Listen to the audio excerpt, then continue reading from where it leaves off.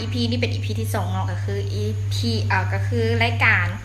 กินน้ำหมูนั่นเองเนาะเดี๋ยวจะออกมาเป็นสภาพหน้าตาแล้วใดกินได้หรือบอแซ่บหรือว่ายกโป้สำเร็จเนาะเดี๋ยวน้ำกันมาเบิ่ง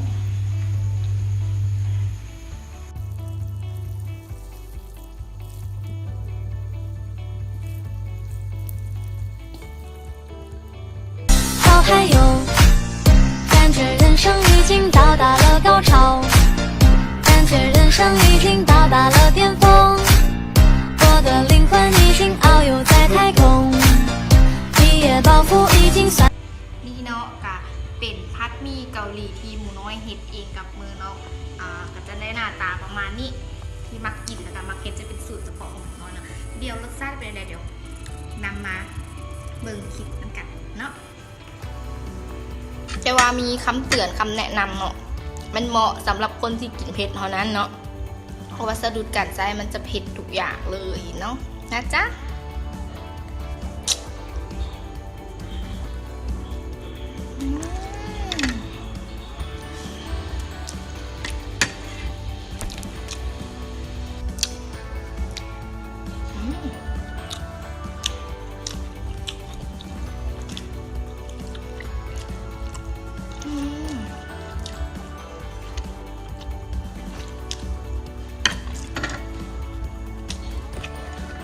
เป็นเมนูหลักของหมูน้อยเนาะเมนูนี้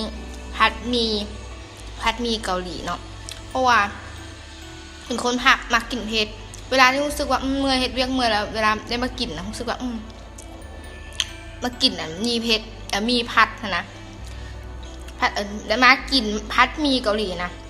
มันรู้สึกว่าแบบรู้สึกดีขึ้นรู้สึกมีแฮงอย่างสินะแล้วแต่ความหมักส่วนบุคคลเนาะอันนี้เนาะหมักก็คือกันวันนี้ก็จะเป็นลูกซีน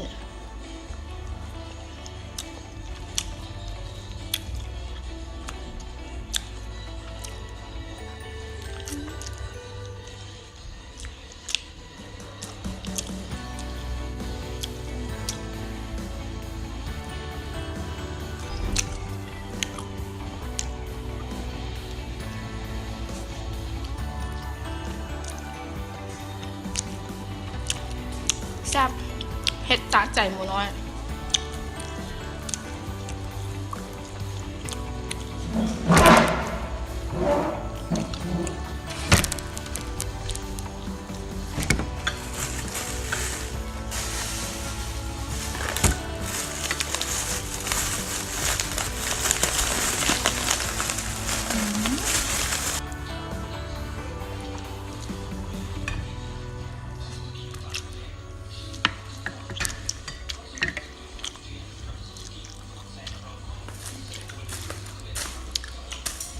เป็นขาปู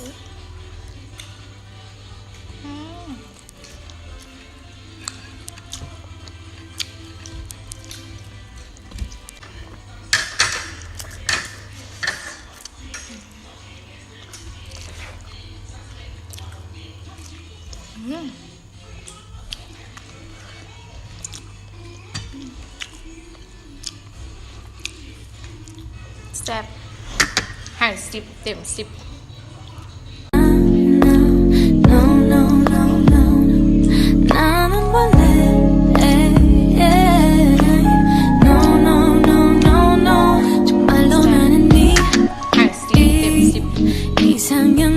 คลิปหน้าเนาะหมูน้อยจะพาไป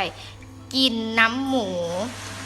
เมนูใดหรือว่าอยู่บนใดเนาะก็อย่าลืมกดไลค์กดแชร์กับกดติดตามหมูน้อยเด้อ